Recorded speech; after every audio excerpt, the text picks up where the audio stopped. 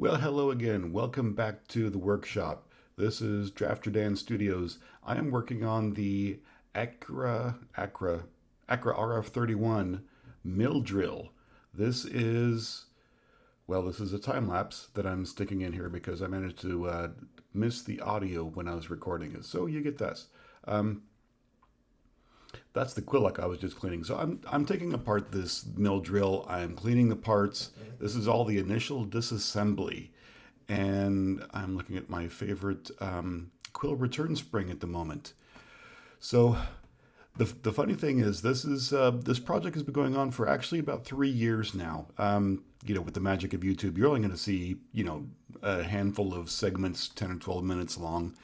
But I've moved entirely. So the shop that you're seeing now, I haven't lived there for a couple years. But life goes on and things change and we move forward. This really was an interesting project. I've got I bought this mill used. There's a Craigslist find, and I've been slowly upgrading it over the years. At this point in the series, this is number one. This is like August, if I remember right, of 2022, and it was well over 100 degrees in the shop. So if you see me sweating a little bit, that's why. This is Phoenix in the summertime. So at the moment, if you were kind enough to watch the part one, you saw me describe the issues with the mill drill, which is in the Reader's Digest version. The bearings are open bearings and they heated up.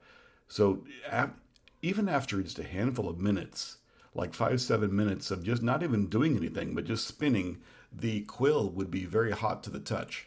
Not a good thing. So that was telling me that there is some situation going on with the mill. I decided, and I have to add a note here, but there was an online forum. There was a fellow that did this with this pretty much the exact same mill drill, and I followed that, and it was really, really close. So the RF-31, the wrong fruit. Let's call it what is. The Taiwanese made a bunch of these mills for a bunch of different manufacturers, all really good stuff. I've really had no issues with it,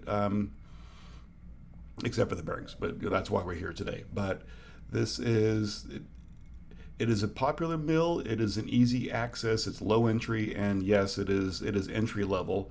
But for what I do, which is mainly just screwing around with flashlights and random things, this works great. So anyway, back to that's kind of the backstory. So here we are back at the video. This is the workshop, my initial workshop, I will even say. And by this point, I've got everything. I've got the quill out of the mill. You can see it in the background there, and working on getting everything apart. So, I'm coming to you from the benefit of a couple years on from when I actually shot this video, I do apologize for the coming up of there's some audio issues, but this is one of the first big video projects I did for you guys. I really wanted it to be interesting and cool, and I don't know if I'll actually achieve that or not, but I'm really trying. So this is still one of the first major videos I put out, and I am learning as we go. But this has been super fun. I am right now actually just about to get to the bearings themselves.